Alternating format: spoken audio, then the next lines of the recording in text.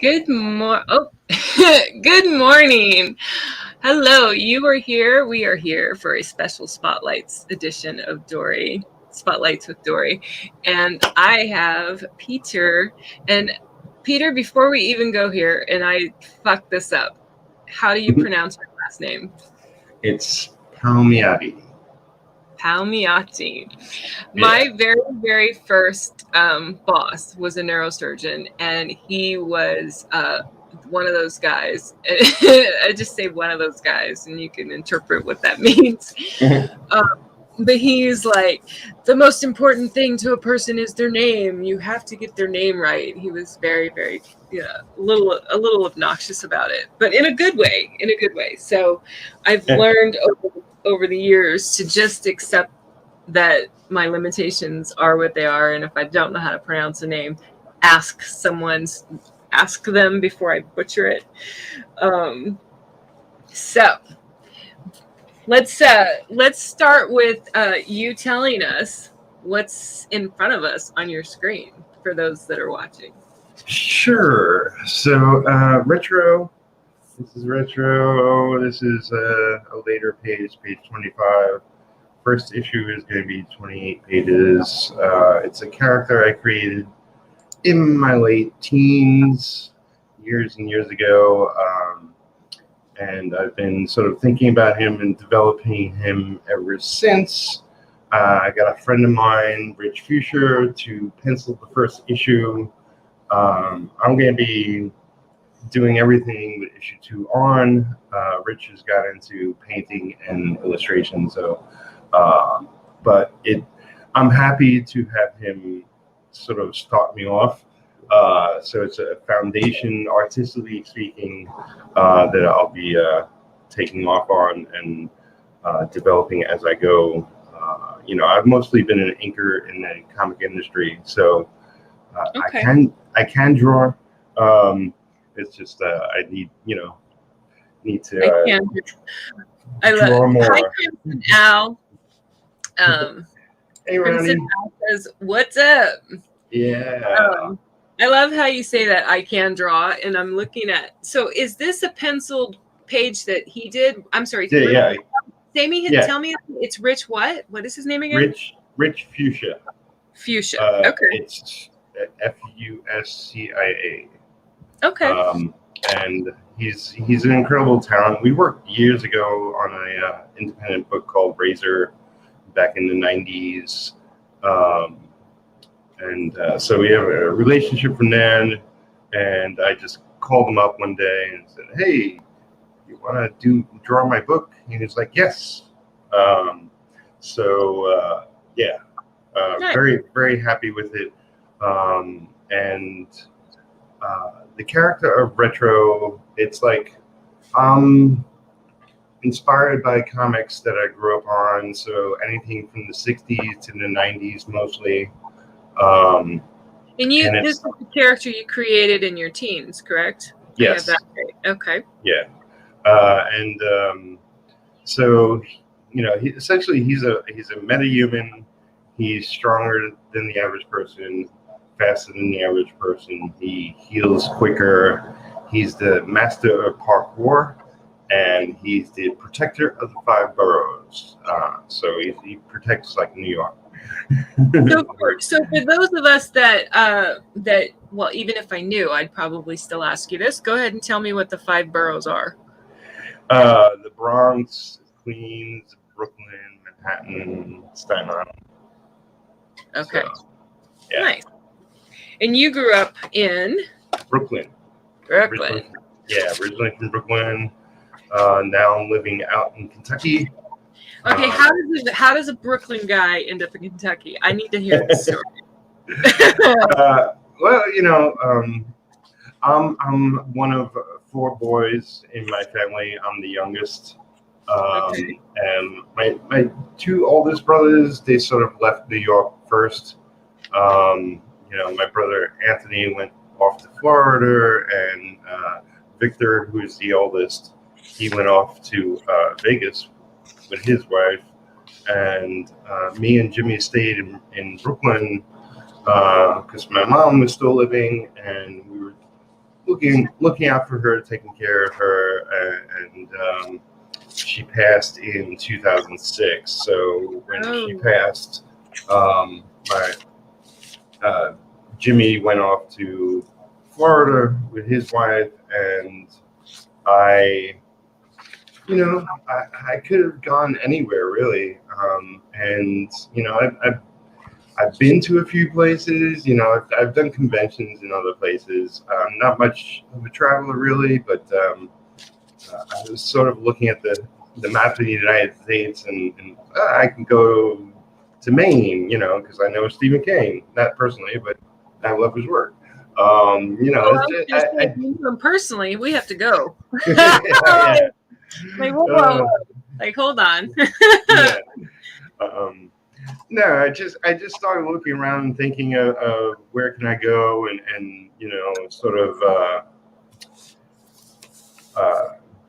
I guess brought it up with friends, and a friend of mine, Scotty Watson, who's an artist and has done comics and whatnot. He's like, but you can come out to where I live and stay with me and my family until you get set up, get a place of your own. And I thought about it, and I was like, oh, okay, I'll do that, and nice. I was, the last place I was living was in Staten Island, and I had like, I don't know, a couple of thousand comics, and a bunch of stuff. I just started giving everything away, and only took what I could carry. So I jumped on a Greyhound, and went to Bardstown, which is where Scotty was living, and took him up on his offer. Nice. So I only took what I can carry, which is like a suitcase and 2 portfolios, with a lot of my art and some essential comics. So I don't want you to do any kind of spoiler alert, but right. I'm seeing, is that fire going on this page? What is that? Well, this is a character. This is like the last new character I introduced in the first issue, and it would be spoilers to say much of anything of him. Right, other right. Than, that's what I figured. Yeah, other than he's a future villain. Yeah. So, I mean, that's a spoiler, but that's all I'll say about him. Okay. Actually, the page is kind of a spoiler. I'm pretty much, on my YouTube channel, I'm pretty much working on the first issue of my book.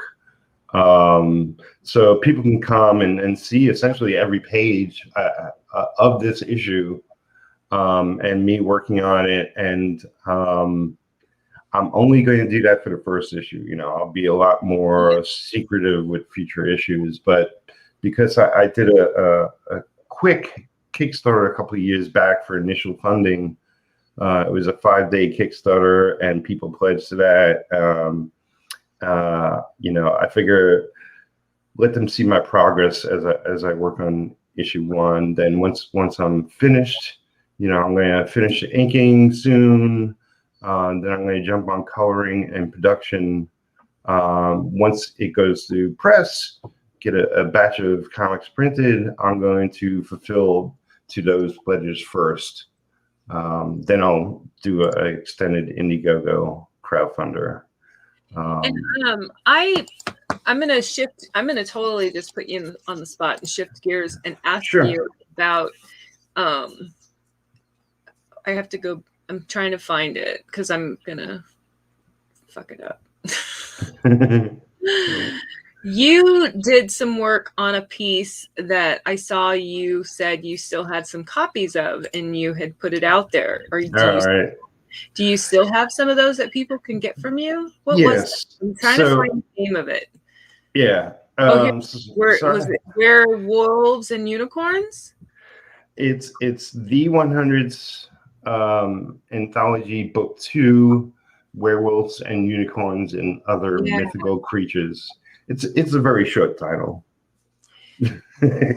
Yeah, well, I love. Did you? Okay, so I don't know what. I only did artwork on the cover.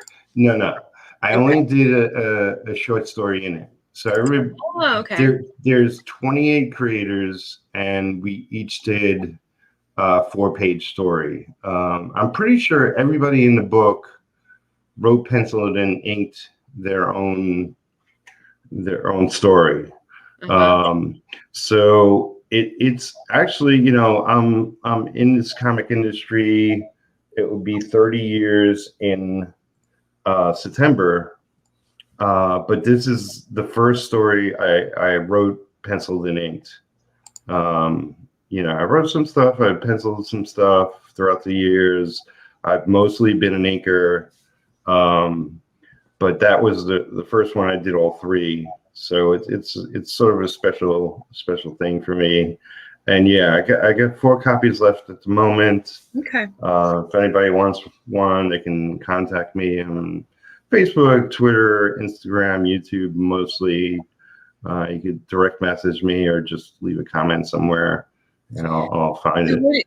What do you like to do the most? Inking, penciling, coloring? Well, I've colored some stuff too, but very limited. I did go to art school, like High School of Art and Design out in Manhattan, and then New York Technical College out in Brooklyn for a couple of years. I didn't finish college, but in high school it was cartooning and animation, which is like, you kind of do everything. I guess it was more focused on cartooning. And in college, I took up advertising art, but I didn't get a degree or anything. I just took a lot of art courses. Crimson Owl says it's a great comic. Well, visually. Is he referring to that 100% that we were talking about? The 100s. The 100s was a very specific group of comic makers that lasted for. It's still around, but it's not as strong as it used to be. But I think the anthology is pretty great collection of stories done by different creators, and Scott Serkland was the one who did the cover. If you, I didn't show a shot of the front and back cover, but essentially it's the same picture, but from like the back cover is from the back view of the image. Wow, that's cool. Yeah. But yeah, it's a great group of friends, and I still talk to most of them online and do streams, private streams and whatnot. And Ronnie is one of the members of that.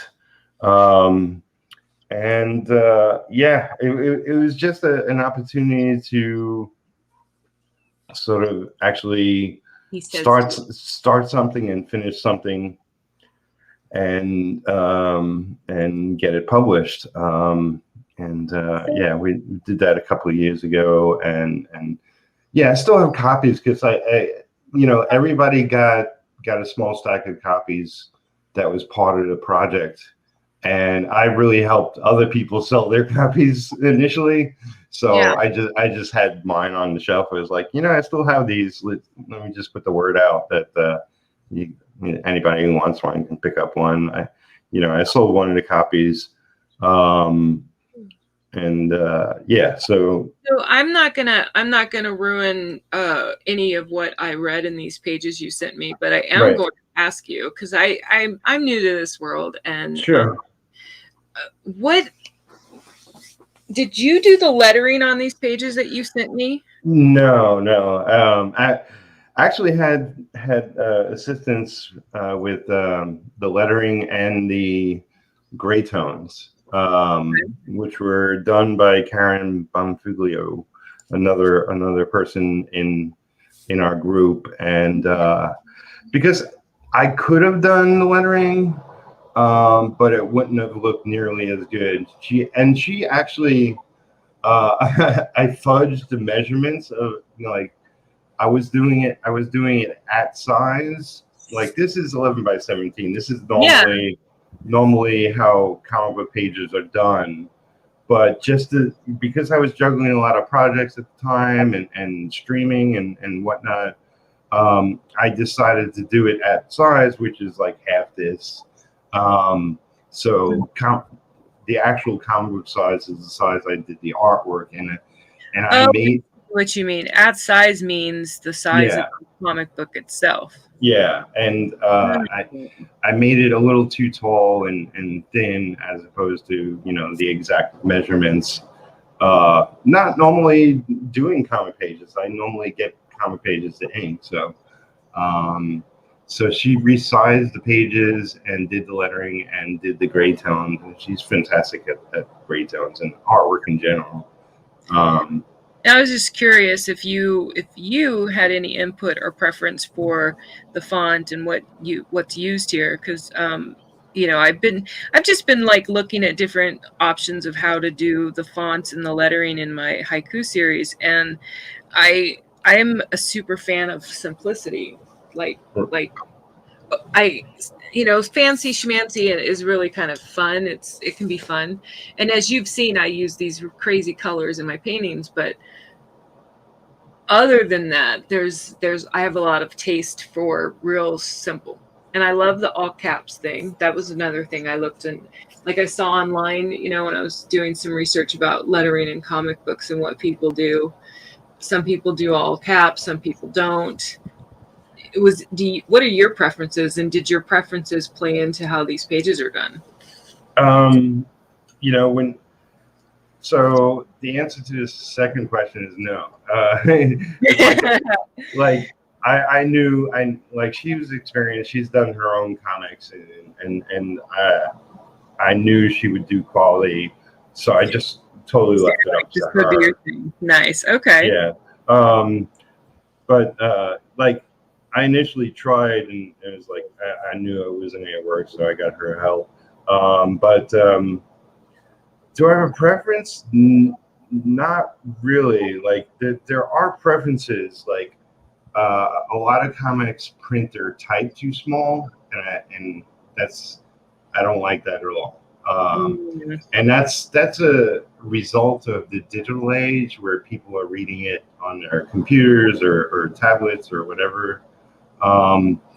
It should be of a certain size when you're reading a printed comic. If it's too small,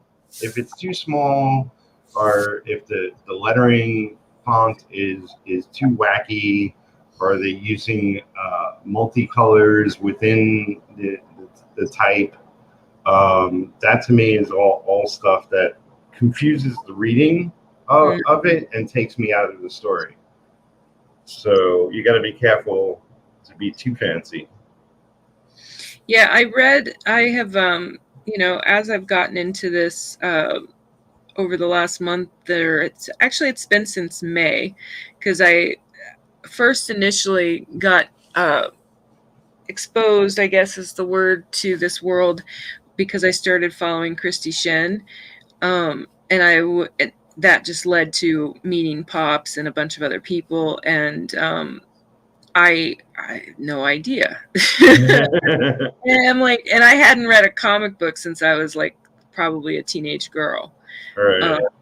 And so I've gotten a few, and I've had to, man, Peter, I've had to force myself to be okay with the digital thing, because I can't afford to buy a printed comic from every single person that I find, that I meet, or that I get excited about what they're saying their stories about and what their book looks like, and I'm sitting there and I'm like, I can't afford all of this. Every time I turn, so I hate it. I'm a purist in the sense of the whole hands-on kinesthetic thing, which is one of the reasons why I was thrilled when I came across you, because you're doing what you're doing in real, with the real piece of paper and real ink and not digital. Right.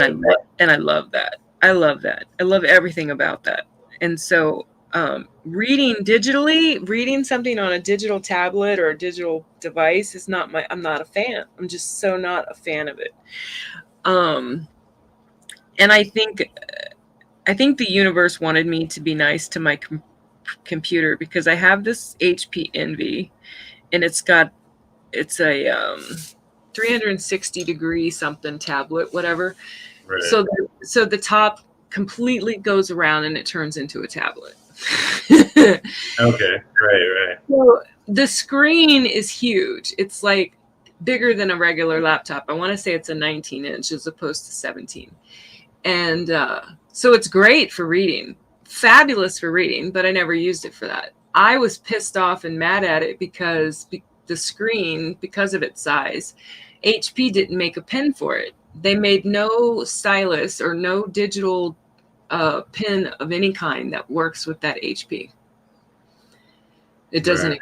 It doesn't exist. I go to Best Buy and I tell them what my system is, and both of the guys working there, one of them, he's like, "Oh yeah, she needs this," and then of course, and this is, no offense to you, but when you find the old guy that's been around forever, like I would imagine you can feel like in comics with the experience you have being in comics as long as you have.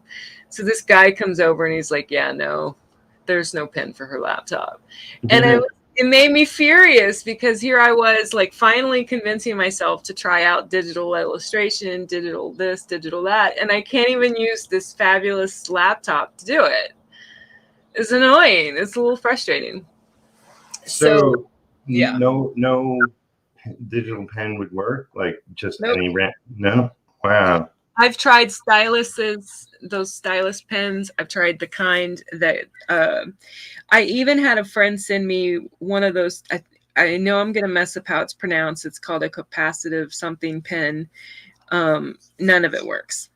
So they just don't work. It's because of the pixels. It has to do with the size of the screen. HP didn't, they designed it and they put it out there, but they didn't think about, creating a pen to go with it. I'm like, I'm like, what do you mean? That's weird. Yeah. Right? Like, what do you even mean you didn't create a pen to go with this? So, I guess it's not really, they're like, well, we didn't think about people needing to do illustrations. Whatever. Yeah. I'm like, well, what if I want to just use a pen to navigate? I can't even use a pen to navigate the screen. Right.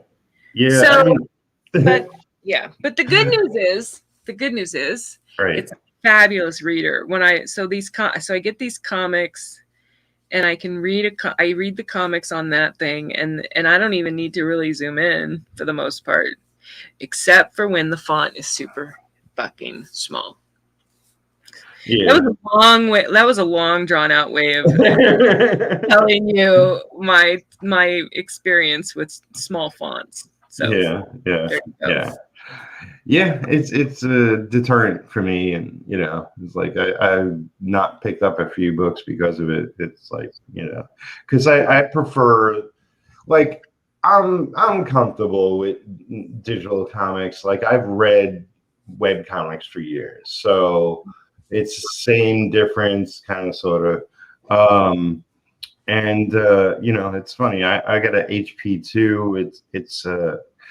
I got this. It's essentially my second all-in-one. So it doesn't have a tower kind of thing. It's just all in the monitor kind of setup. I'm not a big, get the most powerful PC. Eventually I'll get something better, but this does the trick for me. Makes my life simple. But I had a bigger one at one point that was actually a touch screen. So yeah, I mean, maybe that one doesn't have a pen, like you were saying. Yeah.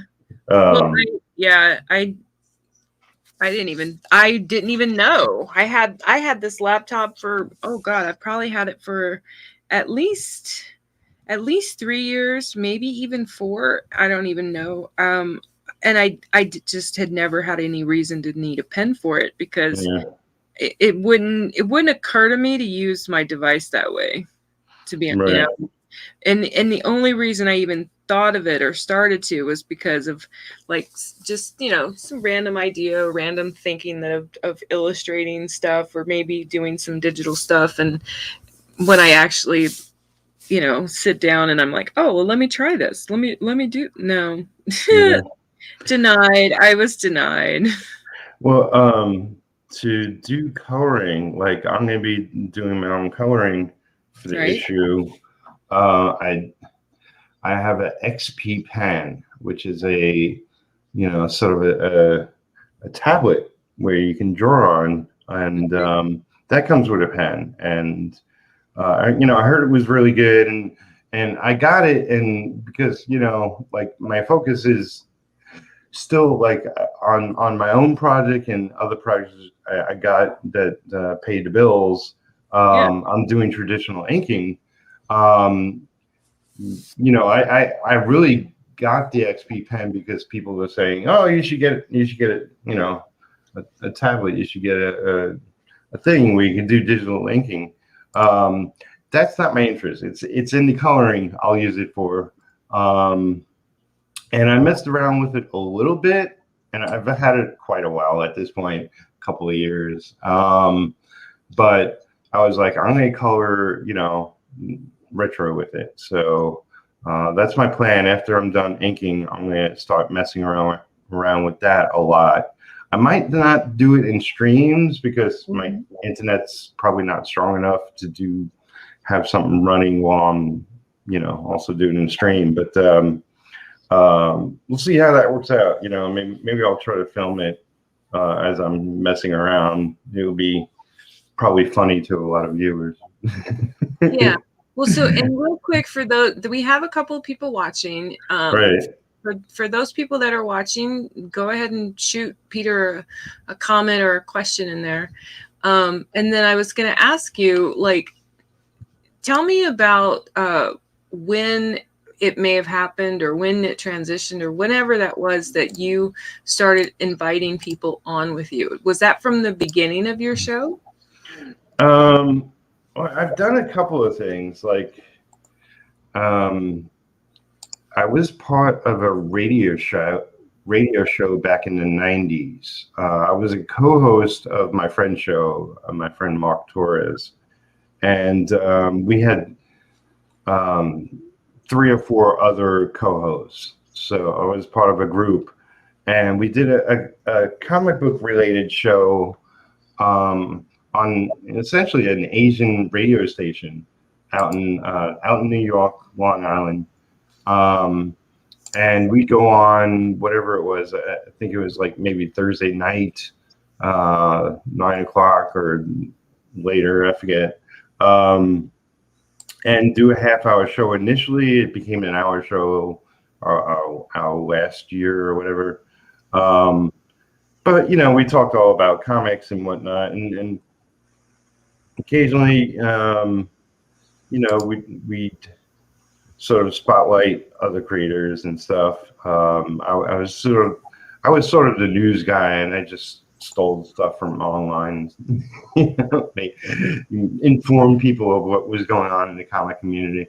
But that experience led to me doing a podcast a couple of years later, and that was called Independent Road. And I did 100 episodes of that over a 4-year period. And on that show, I was focused on what I was working on and my developments of projects and whatnot. But I had a lot of guests. I probably had at least 70 or 80 guests come on that show. And so even before I started, switch to YouTube, I've done that and talked with other creators and their experience and promoted their work. And so it was just a natural progression when I came here to, create a kind of different show, different experience, because now we're talking about video and we could be on camera and we could show, like I'm now working and whatnot. And I created a show called Studio Synergy, where it would be me and other creators. Sometimes it would just be me and one other person. Sometimes it would be me and like 6 other people.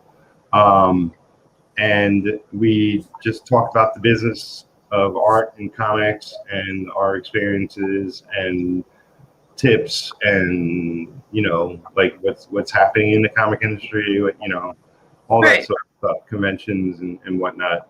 Um, So and I yeah, asked that question yes, because I've said to you, I've already, I think I said this when we were on Tuesday, was how much I appreciate that you do that, and that you are open to, basically giving out super free advice, like that's super helpful for people who need it or want it, or may, in my case, may have felt like others were uh, begrudgingly giving advice. right. Is probably the nicest way to put it. And so that I segued into adding my screen back so that I can paint alongside you, because I thought about it and I'm like, painting beside you for me is like being starstruck. No, And for for anyone watching, for those of you here, because like, who gets to do that? I mean, yeah, I've been doing what I've been doing for a long time, but not anywhere near, like, at, well, one, definitely not at a professional level at all. And I have, while I may not be like doing a comic book per se, right. like, it's not a comic book, it's an illustrated poetry book, but and I'm not, it's not a unique niche, actually. I've looked it up. There's actually other people out there that have been doing illustrated poetry for a while, which is kind of interesting. But yeah. Right. So I appreciate that part of what you do for your show and on your show with people. Um, Thanks. Yeah, I mean, were you ever it's a teacher? Did you ever teach art I other than in mean, the workplace? not not in a real professional sense of I did it day in and day out somewhere, but I have always tried to suck in any advice that people gave out throughout the years, Mm-hmm. even before I did this professionally. I'm just interested in art. I'm interested in comics. Um, so we're all sponges, and when I started doing this professionally, like, people come up to me. People nowadays message me on the internet. Um, and I'm always open to giving advice. If they have a question, like, what tools do I use, and what's your experience with conventions, with any specific thing, any question at all. Um, So this tell me, that is kind of that, thing wasn't available back when I was younger. I was gonna say, is that just your innate way of being, or is it you, did you have an experience with someone who maybe shifted your thinking to being the way that you are, or is it just being, because it's an extremely generous thing that you do. Aw, um, And I'm just wondering, like, was there anything that impacted you to tell yourself, you know what, I'm not going to be that guy that refuses to share my gift. all right. I'm sure. He's I'm like, all sure. I'm right. sure I thought of it more, earlier in my career, but it's always been my second nature. If I know something, I'm not gonna, you know, keep it from you. Like, potentially it could save your life in a not dramatic way, but like, in a No, it positive saved your way. career. Yeah, to improve people's careers or work or whatever. I realize, like, specifically comic books is a small niche. I mean, there's thousands of us, tens of thousands, Oh yeah. maybe 100,000. I'm not sure what the number is, but it's impossible to say. But I do know it's like most of us don't make a phenomenal living.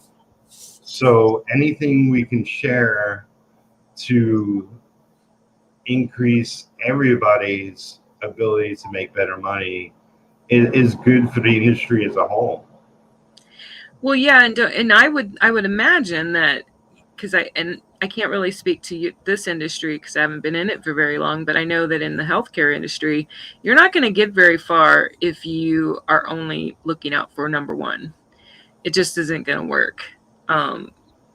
You're going to need to it's going to be feast or famine, basically. You're going to need to learn how to work with others, be kind to others, work as a part of a team, as opposed to, being your own island, so to speak. Right. It's funny. Somebody was what? knocking on my door. Somebody was just knocking on my door. Like, oh. Screw them. I'm on a show. They want to come into the stream. Well, and so that leads to do you have any preference for, if someone wanted to come in and join us and draw right now? If I were talking with anyone else on my show, I probably wouldn't even ask that question. But that would be something that you would be like, yeah, cool, high five, right? Yeah. Okay. Yeah, I don't.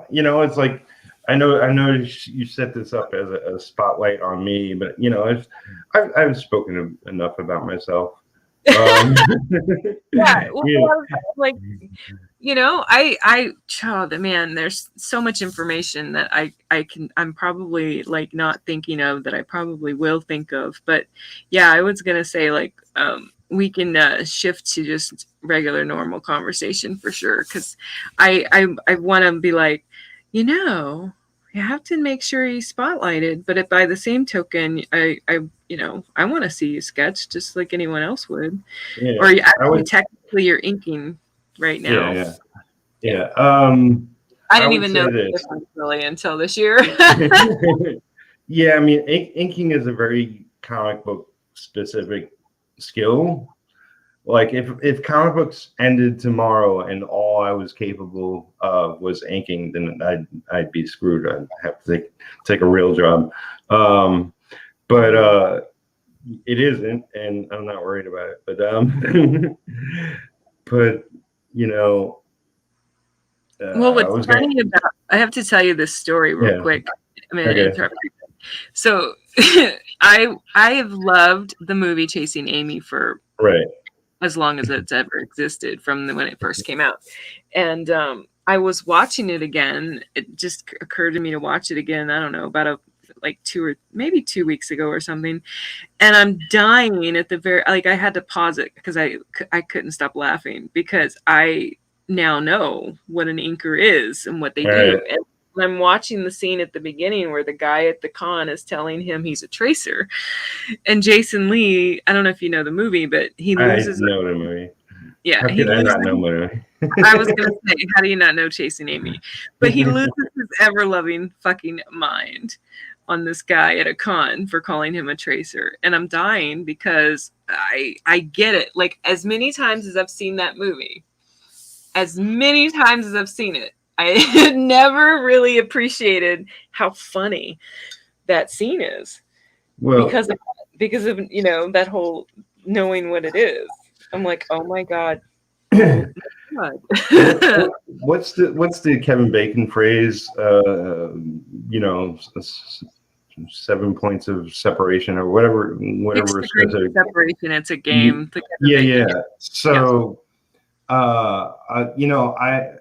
I'm not in the movie, but my brother is. But if you blink, you'll miss him, because it's like almost like one frame that he's in.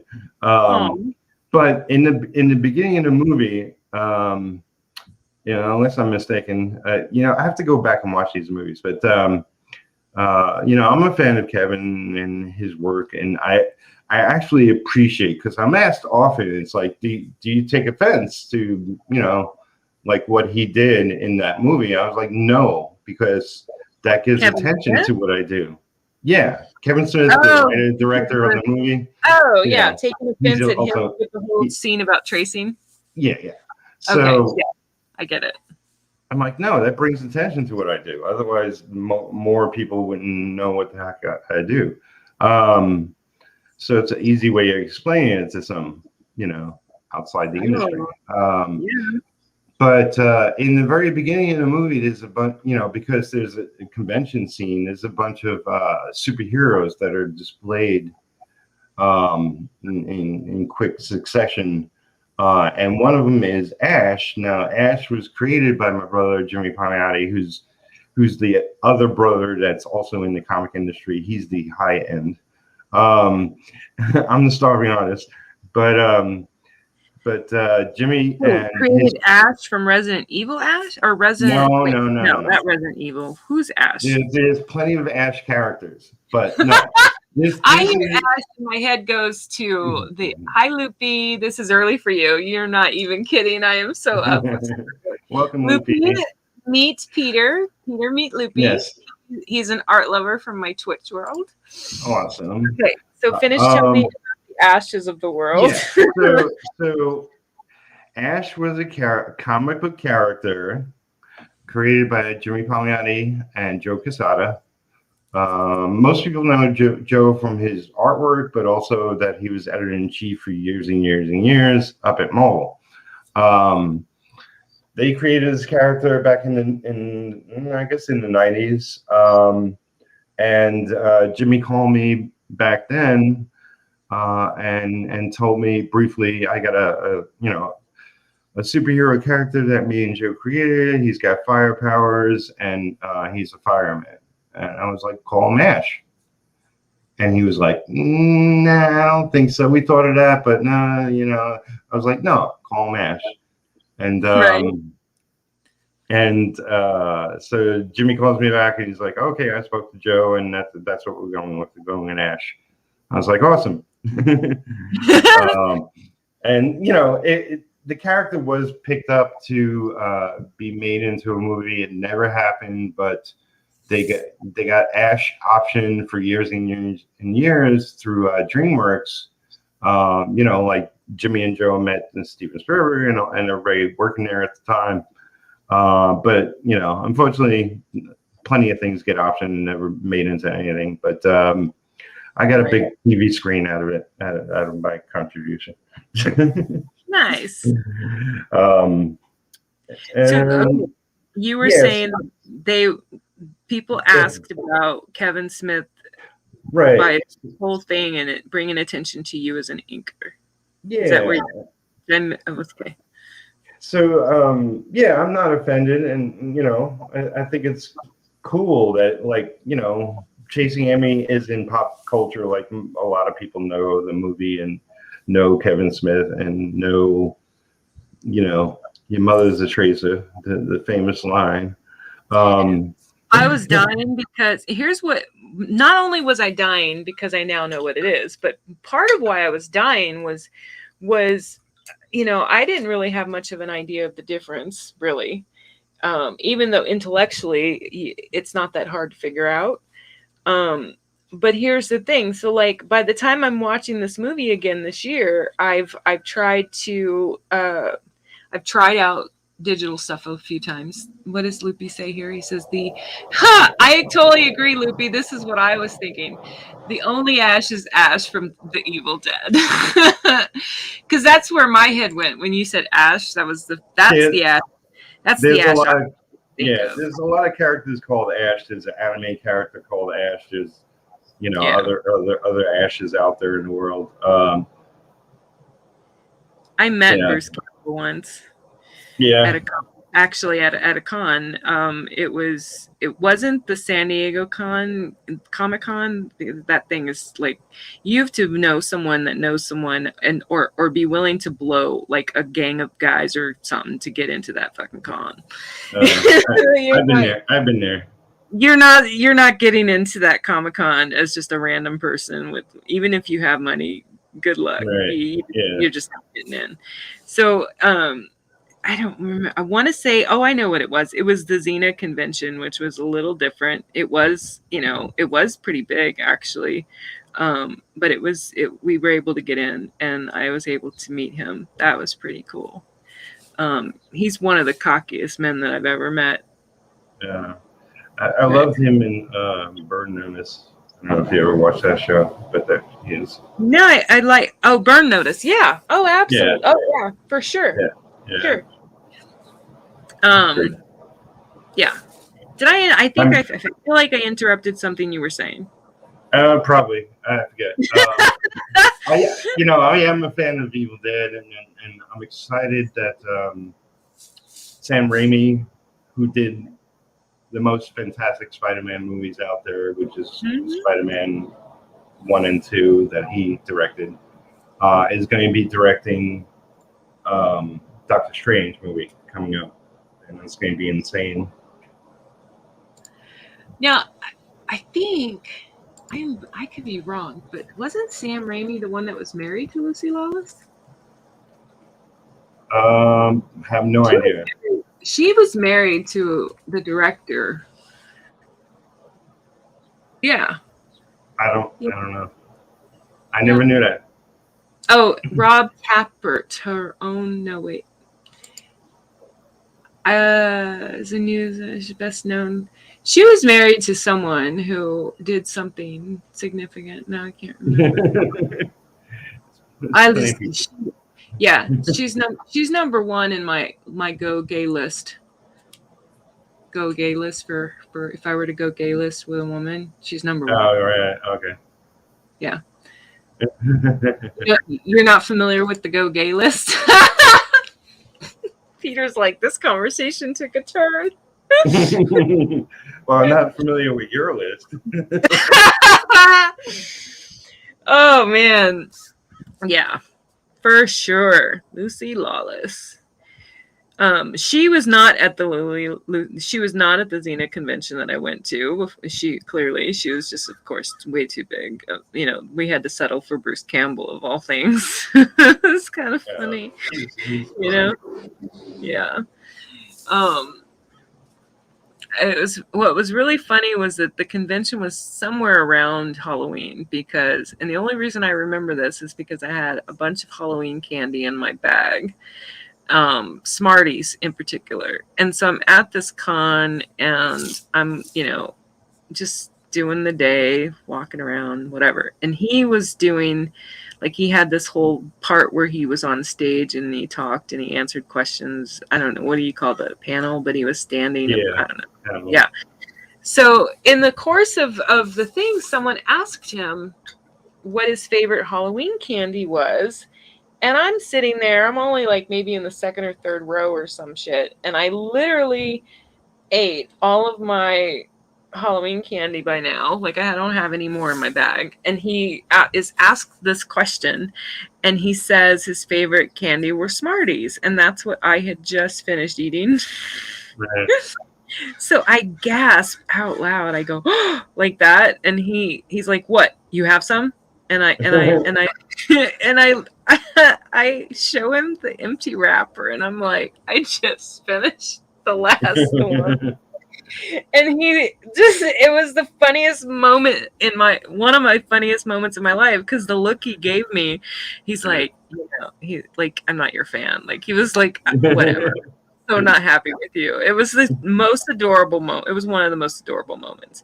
It was almost as adorable. Who's the most famous person you've ever met? By your standards. Besides my brother. Besides your brother. He was your brother first, right? Yeah. You were going to say, was he famous before you were born? I would say, I'm a big fan of Stephen King. I read a lot of his the first 30 or 40 novels I read. So I was a fan growing up. And he got me into, I would say because of him, he got me into reading novels. I read tens of thousands of comic books. And I read books, novels for school. Yeah. But it was The Shining that got me into reading novels. So I read a lot of him, but I also read a lot of other people. I read, some other horror, but a lot more science fiction, whatever. But so always been a fan of his work, and he was at a comic convention because they did The Gunslinger, which is the Dark Tower, as a comic book. And I knew the penciler, which was Jay Lee, um, and they were doing a panel.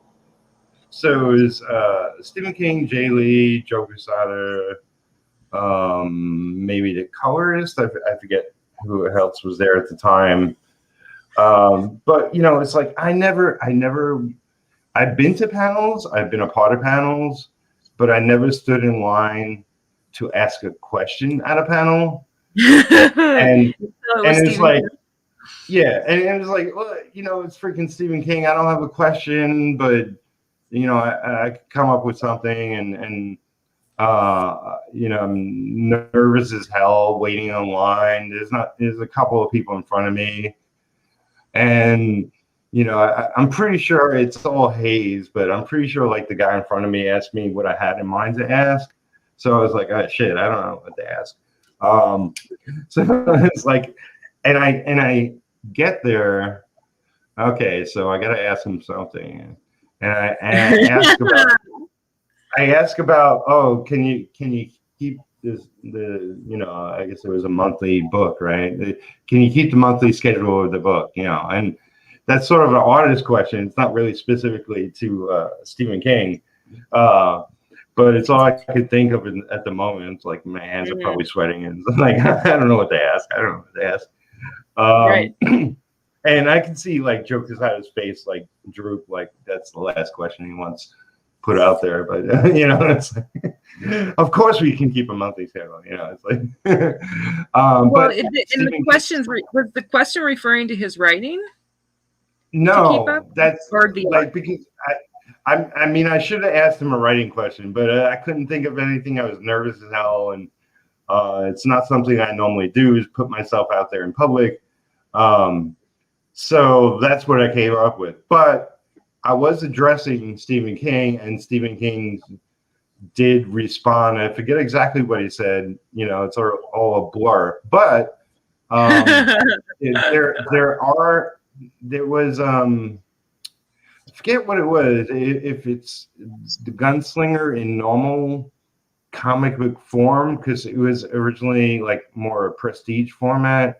I forget exactly, but there was one comic where they actually had the words of the panel typed out, and my question was there, and Stephen King's response was there, and then I guess Jay Lee took the question after that, and so it was like there's proof of me like asking that stupid question.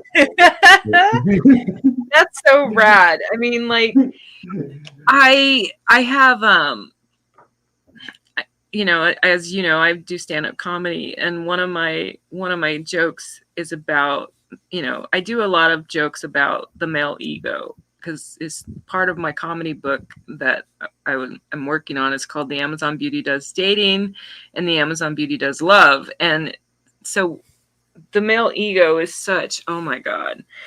And so anyway, one of the jokes says, because it talks about the male ego, or how much of an ego a man might have, and I sit there and I go, listen, you're no king. And I'm not talking about like, you know, the ruler of a country. I'm talking about Stephen.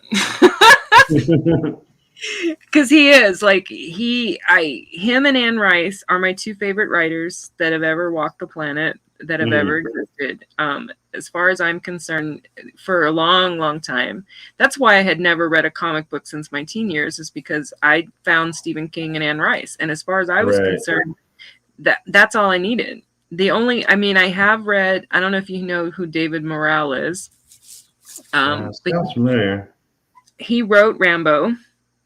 He wrote that book. He wrote He wrote a whole bunch of books similar to it.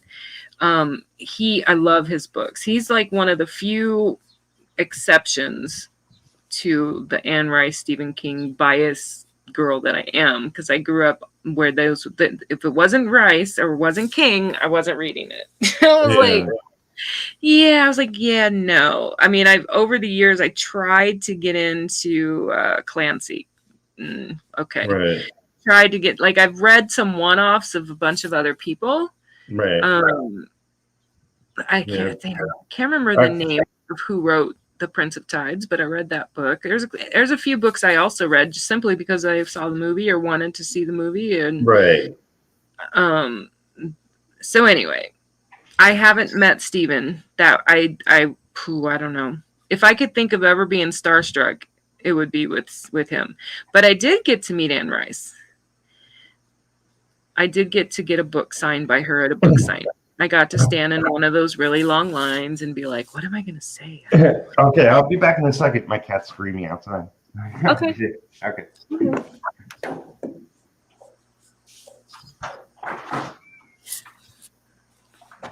Please enjoy me continuing to paint. Hot baby.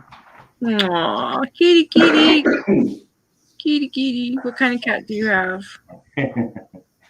Kitty, kitty. Let me in, kitty. Yeah, I read a lot of random stuff too. You know, like you read famous authors, but I read some of Anne Rice. You ever read Clive Barker? I'll tell you a Clive Barker story. I love the Hellraiser series, but I never actually read any of the books. Okay, so I was a fan of Clive Barker. You know, not as much as Stephen King. You know, he's a little bloodier, more graphic. I don't know, something about his work is much different. You know, I knew he was doing a couple of signings out in New York, a book signing in Manhattan and 2 comic conventions.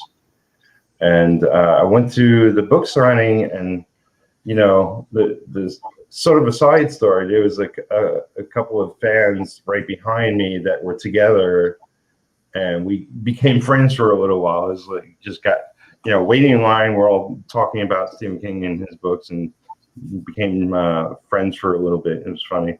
But you know, so I did the book signing.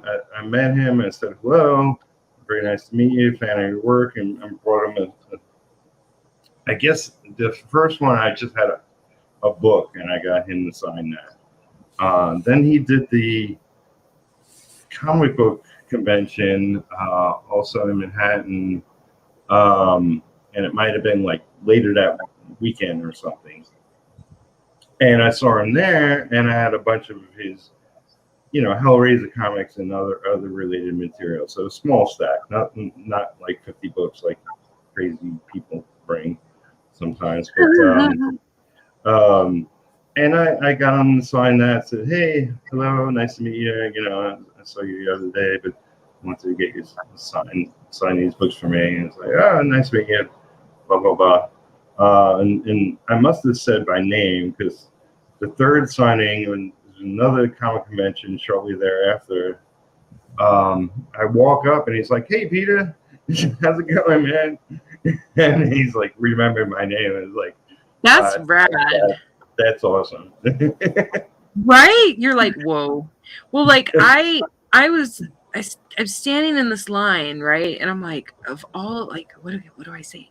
Like, I had, you know, back then, I had read all of the vampire stuff at whatever she had written at that up to that point. She's written some since that I still have yet to read that are part of the series, but I had read everything that, for the most part, that this woman had ever done. And I'm standing in this line, and I'm like, what do I say? What do I say?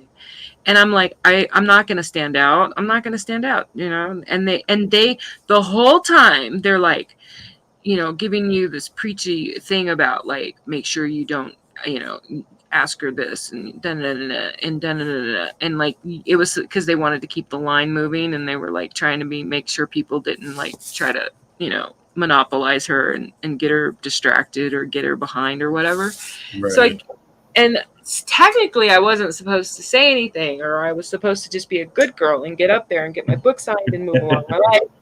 And I can't help myself, of course. It's Anne freaking Rice, you know? So I get up there and I say, and as she's, you know, signing my book, despite all the warnings, despite everything anyone had said about not blah, blah, blah, I say to her, I go, you know, you describe a room so well, I feel like I'm there.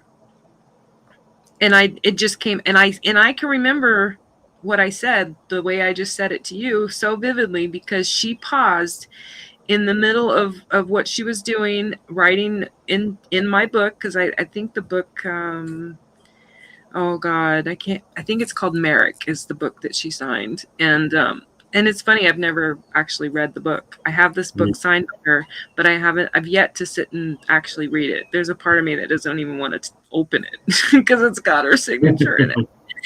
Right. And she pauses and she looks at me and she's like, I really appreciate that you said that. And she says to me, she goes, because sometimes I think I over how does it, over describe or something like Right. that. And I'm Yeah. like, and I say to her and I'm like, no, don't ever stop doing that, because I really feel like I'm there. Like I can feel like I'm in the room, is because she'll describe the details of a room so vividly. Yeah.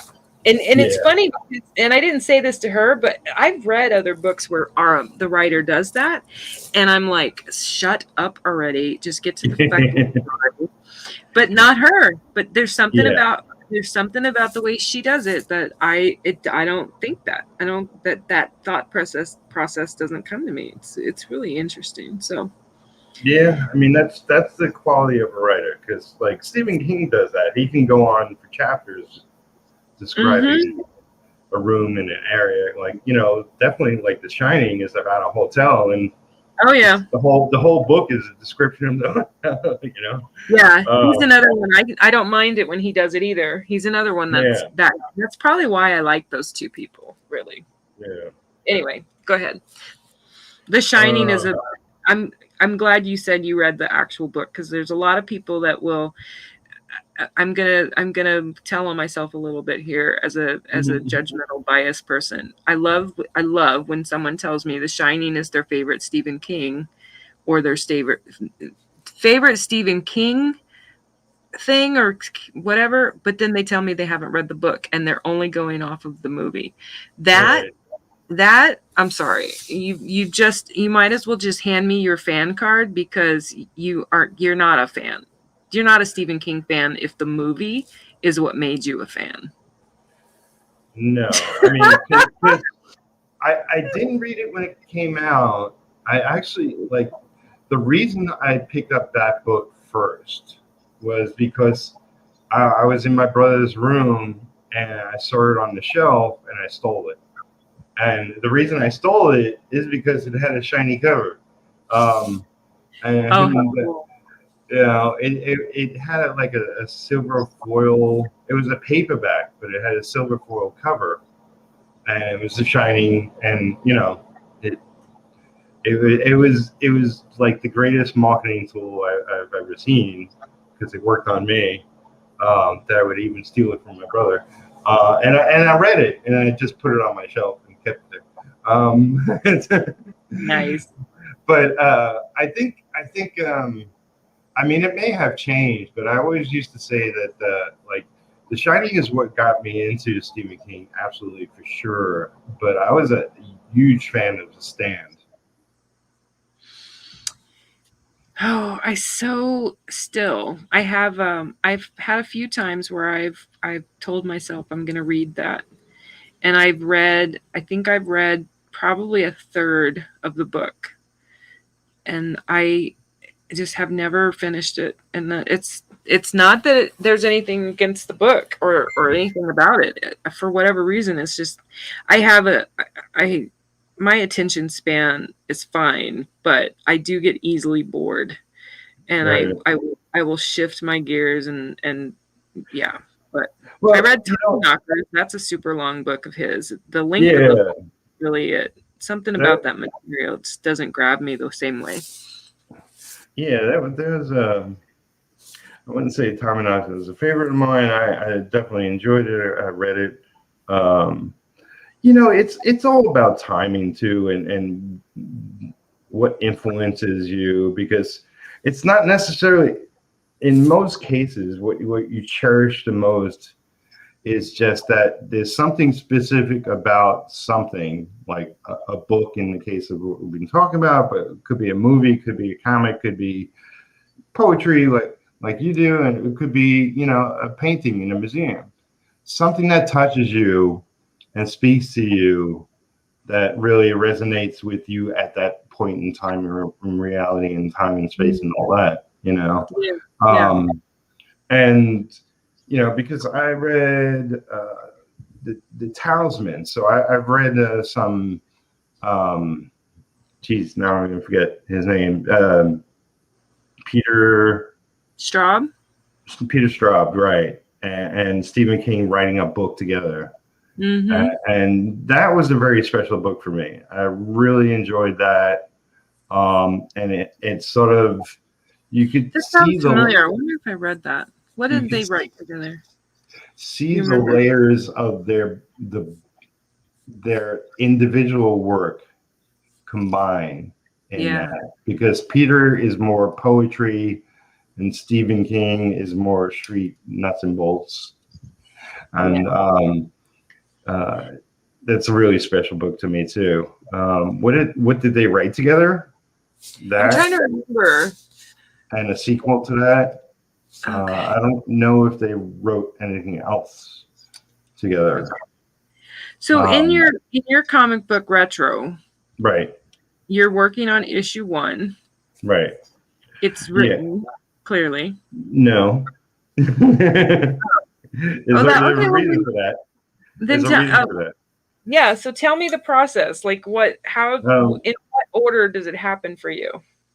Well, I mean, I'm not. I haven't done a lot, when it comes to writing and creating my own comics. I did a bunch of that very, very bad when I was younger, like everybody. And I mean, professionally, like I said, that short story is the first thing where I wrote, penciled and inked a story, and it was published. I've been an influence and a sort of writing creative that people would ask me about, what do you think of this story? What do you think would help it? Blah, blah, blah. Like, I've done that plenty of times, uncredited, throughout the years. But me writing my own books is new, and I'm sort of feeling my way around. I know what works for me and what doesn't, and I'm not somebody who does outlines and puts together every last detail, because I'm sort of like the Bob Ross of writing comics. It's like I wait for happy accidents to happen. So I only gave Rich, the penciler, a very loose plot outline for each page of the book. So I kind of like that, actually. Yeah, it's and that's my preferred method. I'm working with a few other people on a few other, metahuman related books that will be follow-ups to Retro. Yeah. And they're craving more of a script. So, I've given everybody an initial plot, but they don't see inside my brain like I do. So they have no idea what I'm talking about. So they want more of a tight script outline. So I'm fine with that. I'll go in and rework and send them more of a script. But, I wanted to leave it open and a lot of breathing room, because really when it comes down to it, Rich Fuchs, the penciler, visualized this first issue, and my plan, my method is to, once I'm fully finished inking, is to fully flesh out a final script. Well, I just love that in so many reasons. There's so many reasons. Yeah, there's so many. It's not that I haven't written this book 100 times or 1,000 times in my head. Right. It's not that I haven't written out loads and loads of notes. and possibilities. But I was like, okay, I'm gonna just focus on the art and sort of mentally take a breather. And once I have all the inks done, I'm going to hang up the whole issue on my wall and soak it in and figure out the pacing of it and then script it. And that might also be a couple of drafts. And then I'll finalize. Well, a couple of things I love about that. Well, one, as you know, I'm a fine art painter, really, honestly, for the most part, and I honestly don't paint to a story. I don't paint to anything other than the crazy in my head, for real. Right. like I conceive what I conceive, and then I try best to have it come out on paper or mostly on canvas. This book is the first time I went back to paper, working on paper, because I'm illustrating this book and I'm not a digital illustrator. So I'm like, well, I guess I'm going to do the artwork on paper. So what I love about what you just described, like, I'm not your inker or penciler person, like, Right. but that would be the way I could imagine working. If I have no interest in sequential art that way, but still, Right. even if I did, that's that freedom that you described that he was given. That just warms my soul, you know, because that's the artist in me that likes unique, likes original, likes. I don't want to be told what to do. I don't even want to offer myself. I don't even want to offer myself up to do a commission for anybody, because the minute they start telling me how they want it, my head's going to check out of the conversation. Yeah. Well, in many ways, many creatives, writers, and artists relate to like the medium of movies. Now, it's been explained by millions of people that comics and movies are two completely different things. But I can't help thinking about movies when I'm working on comics, because it's like I see the comic visually in my brain, and we just pick and choose what panels to put down. Well, it is set up like a movie in the sense of the artwork visual with text. You're putting visual with words, and there's really, I mean, the only difference in a movie is that you're talking about spoken word with moving pictures, as opposed to text on a page with drawn pictures. That's really the only difference between a movie and a comic. And having written screenplays, a couple of them, mostly just for me, or mostly just, I have one sitcom pilot actually written. I get it. I get why someone would say they're in the same category, like a movie and a comic book. Totally get it, because it's very similar to a script, the way that you would talk in a script, even to some degree. Yeah, and yeah, I'm very open to like what the artists bring to it, and they bring a ton. And I've heard this from other writers, but it's like to experience it is so something else, and it's I love the creative process as a solo creator, but also to collaborate with other people. And now with technology and computers and internet, and there's creative ways in which we can touch base with each other and just talk about the book without getting into specifics, and then the writer then the artist can go off and really like soak up our conversation and bring that to the page. And well, and I also was, when you were talking and describing the way that it's, where you, the artist had all this freedom and you're going to write out the script later.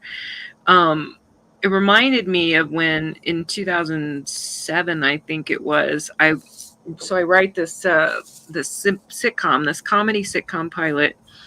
and I had this really pretty rough draft of this script of this hour-long sitcom. And so I'm doing stand-up back then. This was back when I was actually doing stand-up on stage. And me and a couple of the other comics, we start getting together once a week, and I would literally hit play on this video camera I had, and we would go through the scenes, and we would improv as much of it as we could based on kind of this rough outline, right? Right. And what the four of us did on stage and was able to script out using just sitcom or using just improvisation was way better than what I could have written by myself on paper. Right. Just as a solo person trying to create something funny as in that manner. And that's why, like, you know, one of these days I'll do something with it or get it out, because I still have it. You know, I moved on. I started raising my kids, and once I started doing that, that endeavor, along with doing stand-up comedy, ceased to exist for me.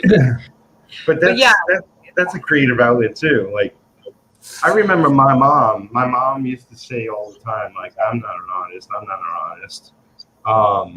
You know, I bet. my father has artistic ability, and me and all my brothers have a artistic ability that we were born into. Like, I had to work at my drawing and later at my inking to bring out my you know, initial skills and to really, you know, do great work. You know, I worked for years and years just sweating out the bad drawings. But like my mom never considered herself an artist, but there is an artistry to motherhood that no one speaks of. Like, you know, to keep the kids entertained and to teach them and to love and care for them. I mean, there's art in everything parents do, truly. And, you know, I'm not a parent. You know, I have 4 cats at the moment. I've had plenty of pets before that. So I have a sense of it, but, like, you know, there's nothing compared to having kids. But I had a cocker spaniel. I got her when I was 23 years old, and I had her for 9 years before my first boy came into this world. And as far as I was concerned, she was my daughter. I wouldn't go so far to say they're the same thing, but right.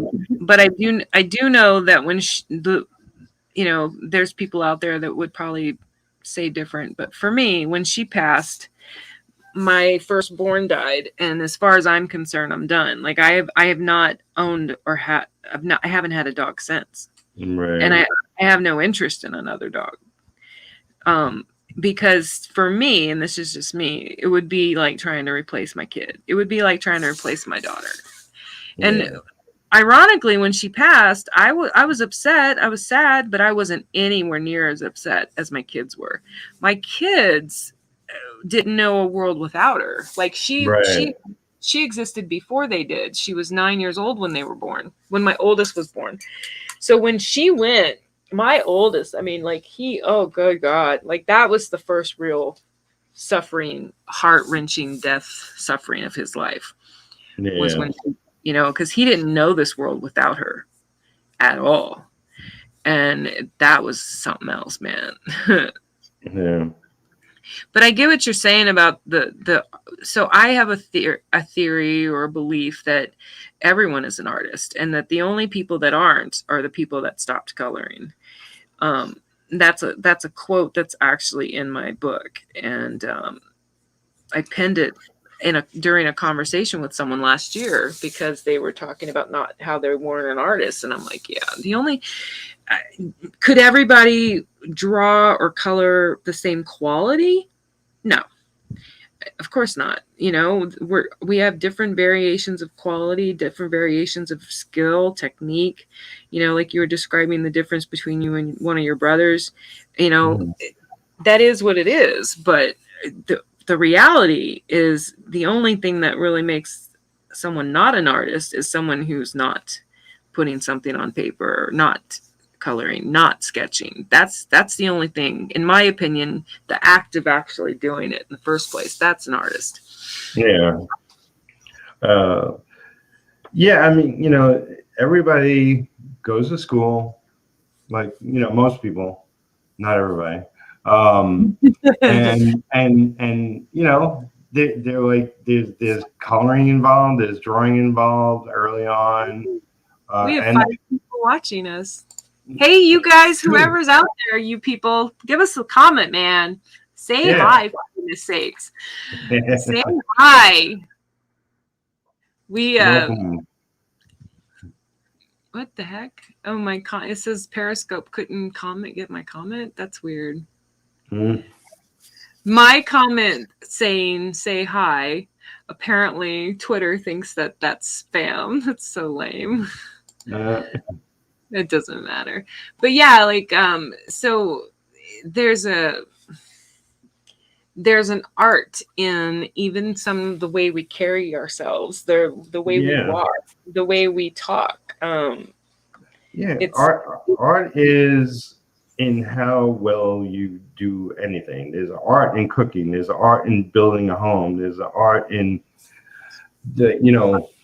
just setting up a room. Like interior design. There's art in everything. Not just specifically being able to draw a car or a person or a horse or whatever. Yeah, I would totally agree.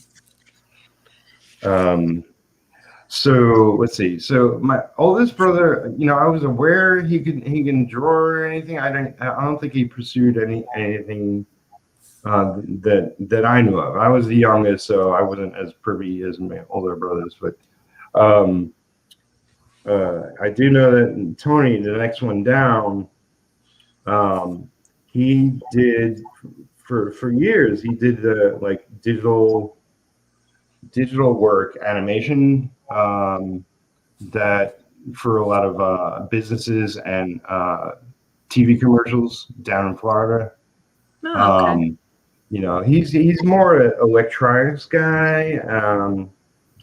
Initially he had a sound studio when we were all younger and living in Brooklyn. So he's big on music and all that. Right now, him and his wife are booking cruises. That's their thing. He's older and it's sort of something he's excited about. But yeah, like, and Jimmy, he was a comic book inker for years and years and years. Like where I inked maybe hundreds of comics, he's inked thousands. He was super fast and super disciplined and phenomenal at his skill. And he also draws, but he never did drawing. Really, he never like took it to the next level. He just did pieces here and there. He still draws. Like he has a lot of crowdfunders, and he would do sketches for people and whatever. He's done some covers, but mostly he focuses on writing now. And his wife, Amanda Connor, is a phenomenal artist, and she they co-write stuff together, and he works with other writers, and so it really pours out of their skin, their creativity.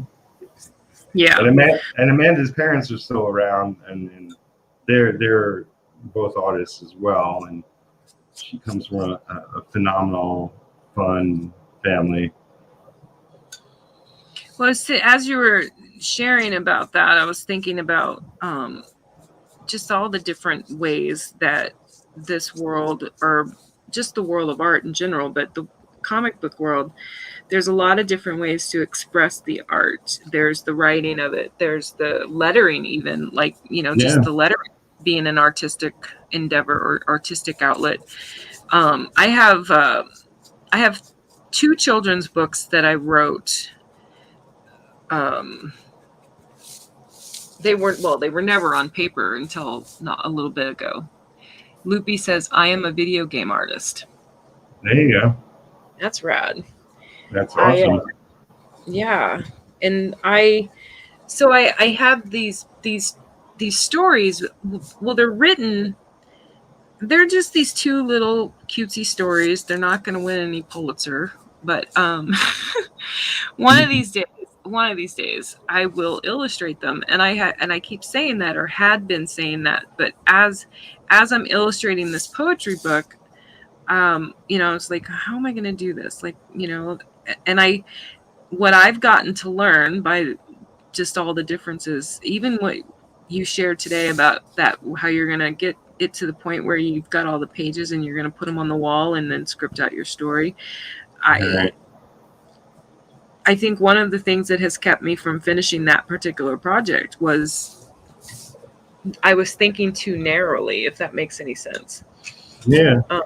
And I'm at this point. Well, I've got to finish what I'm doing with the projects I'm doing, but when the time comes to work on those children's stories, those children's books, um, I'm more confident about it in my head when I think about it now, because I'm like, when the time comes, I'll be prepared. I'll be ready to Right. let it happen however it's going to happen, is I guess what I'm getting at. I'll give And you the secrets. what's my yeah, I'm like, you know what? Chances are everything I'm going through or learning, or the people I'm meeting, everything is going to mean that when I do sit down to illustrate those children's books, they are going to be done better than if I hadn't had these experiences leading up to Right. it. And that's why I also, like you were saying, I'm doing all these interviews with other creators just because I'm promoting their work, which is true. But I also just, I like to be a sponge. I like to learn by osmosis. I don't have like a great memory per se of like, oh, we said exactly this and you responded exactly this way and blah blah blah. I don't, but I do get the gist of what like conversations I've had in the past and how different people have way different methods, and perhaps I can take a little of what you do and a little of what you do and add it to my whole toolbox and build on that. So yeah, I talk to all these creators because I'm just soaking it all up. I'm soaking it up. It's like you may be in an entirely different field, but I just look at it like, well, there's something of what you do that I can add to what I do, and that to bring more magic to what I do. And Yeah.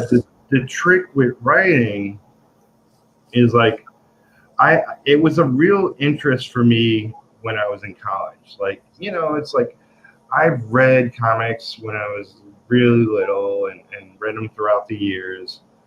Um, so it's like I know at times I had thoughts, oh, I'll do comics when I get older, and I know I had thoughts of like, that's ridiculous. It's too precious to me. I'll probably just get some random day job, and eventually that's what I did. But I only had a day job before comics for like 10 years before I decided, this is my passion. This is what I want to do for the rest of my life.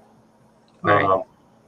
And with writing, it's just somebody recently I read or heard, because I just keep soaking up other people's shows and other people's articles and what they write and stuff. Writing, the trick of it is to write it all out first. Um, like in the case of my comic, I'm just gonna, I'll soak up the art, but I'll write out the story completely. Essentially, getting the ingredients of what I want, the spices and all that, and putting them on the page. And then I'll see, okay, well, I can see this 80% works, but maybe this 20%'s got to go. Okay, let me try again. Maybe rewrite, maybe tweak a few things, reposition a few things, and then you get something that's okay. I can see the essence of what's here, is pretty excellent. The execution sucks, so let me work on that. Let me focus on that, And that's it's all about rewrites and just fine tuning. But as long as you get it all out initially, then you have something to work with. It's like opening up the fridge and saying, okay, I got oranges, I got rice, I got lettuce, I got all these sauces, and and make something. Right. Well, and I that's why, like, I have those stories, at least they're on paper, because for years, I mean, my kids are in their teen years now. For years they just existed in my head, or at bedside when I would tell them those stories. They were just these two little cute stories I created when they were kids, and just out of thin air. I mean, I just made this stuff up. And because there's only so much Dr. Seuss you can read to a kid before they're tired of hearing it. And so I used to elaborate on these characters that I created over time. And so I did put it in writing. So I have the narrative version of it, and how that's going to come out in terms of when I actually sit to do the actual books, we'll see. I kind of toyed with the idea of doing it in a comic book style. Because they are characters like kids' character, like in children's books, fantasy, basically. Your fantasy, basically. So going back to what you were saying about other creators and soaking up people, I'm an absolute student, 100%. I'm a teacher by trade in my business professional world, healthcare. I've been a trainer for a large part of my career. I wanted to be a teacher when I was a kid, but I'm the student. I can't get enough. And when I don't know how to do something, or I want to endeavor to do something, I will teach it myself. When I used to train people, I had you don't know how to do something? Okay.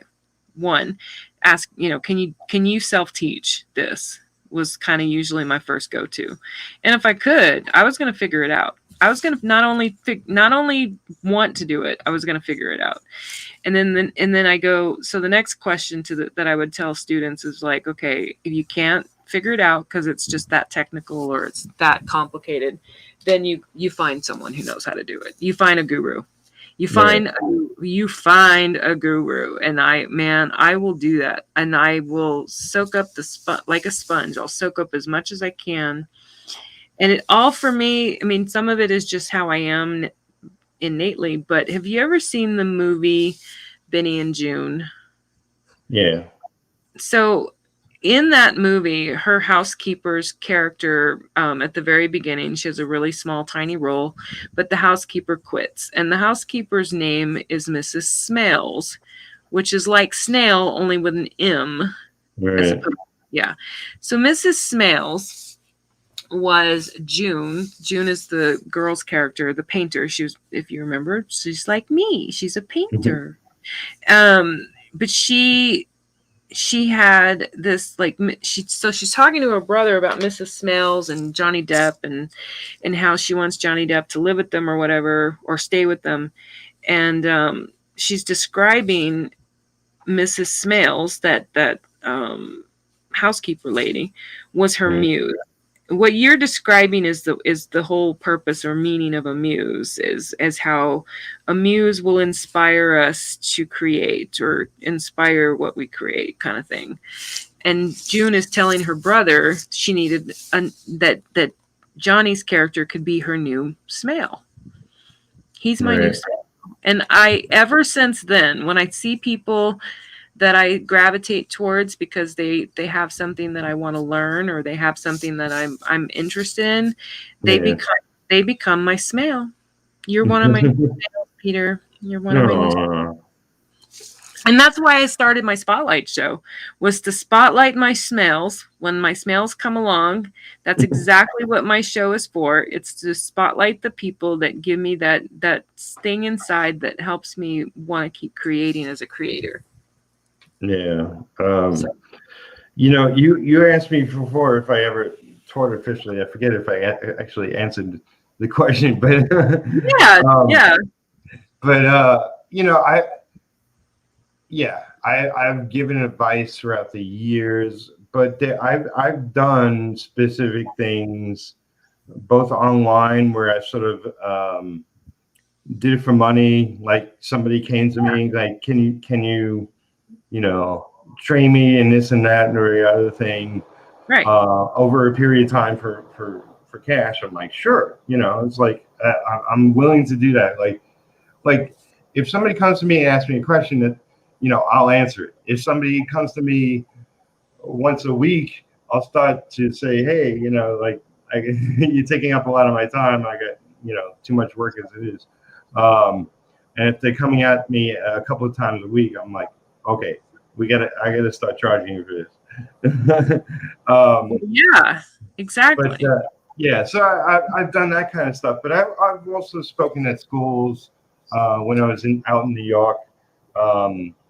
Like not Princeton, but there's a college next to it in Jersey that I spoke to a bunch of kids out there, and spoke to some college in Manhattan years ago, and I've done that sort of thing. And obviously, like I've been to a lot of comic conventions, and been a part of some panels where I spoke about what I do and how I do it, and just giving the simplest of, this is my tools and this is what I try to achieve when I'm working on a page, kind of thing, can inspire and give insight to so many people that don't haven't done it, or are just trying to do it. So we can help lots of people, and everybody to me is inspiration. Like when I'm asked often, who's your artistic influences, I'm like, everybody who's ever been an artist, like I can give you a list of 1,000 people, but specifically, there's these comic people that really influence me in my work, even if you don't see their style within my style. They've been great influences. Like early on, you may not know comic artists that work now, but Bernie Wrightson was a comic artist that did a book, Swamp Thing. He did years later. He spent years on a project that was a Frankenstein book, where they published the whole Frankenstein novel, but intercut was these freaking fantastic, phenomenal drawings that took them God know how long each, like weeks maybe. Really intricate, highly detailed, phenomenal, and that inspired the hell out of me. So like you may not see his style in my work, but when I was like in training mode, which is like most of the time, I consider myself in training mode. I'm thinking of all these things, and like with inking, I could see myself inking for the rest of my life, because it's not only about the line, but it's the thick and thinness of the line. It's the what's the open space to the left and the right of the line. It's everything. It's formations of putting the lines together. Well, I was it's funny you were saying how you hadn't answered the question about teaching. I don't even think I really actually said what I really wanted to say about the whole bringing up Chasing Amy thing, was that so throughout this experience, having figured out or learned what inking was, as opposed to what I maybe thought in my head, along with my own experience trying to do stuff digitally, or my own experience with getting back on paper and inking something for an illustration is not the same thing as painting. And so I'm in this world where I'm illustrating. This was when I was working on the haiku book. And so I'm in this world where I'm illustrating to a haiku.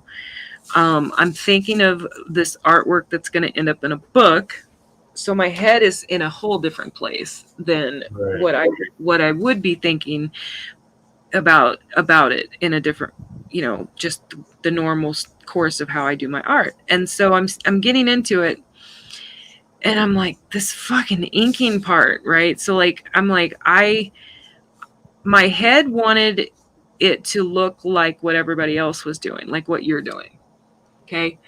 And I'm sitting here going, it's not working. I was getting frustrated. I was getting mad at myself. I was doubting how, like, am I not any good at this? All these different things were going through my head because of the challenge I was feeling.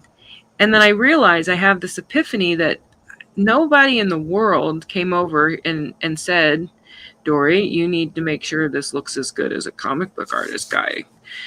Nobody said that to me. And I, but because that's what I was seeing out there. Crimson Owl says, great spotlight video. Thank you. Thanks.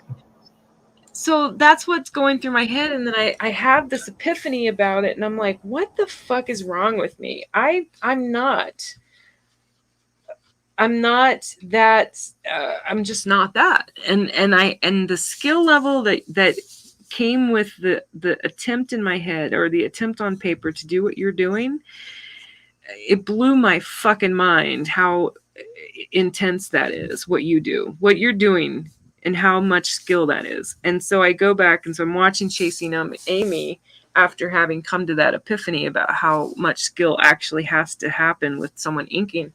And I'm watching that scene with Jason Lee and how upset he gets, and I get it. I finally get it. Why that scene. And I get what you're saying about why people would ask if Kevin Smith of what he did was offensive, because I'm not an inker, not even close, not even remotely. But I know what Jason felt when that guy was saying that shit to him at that con in that scene.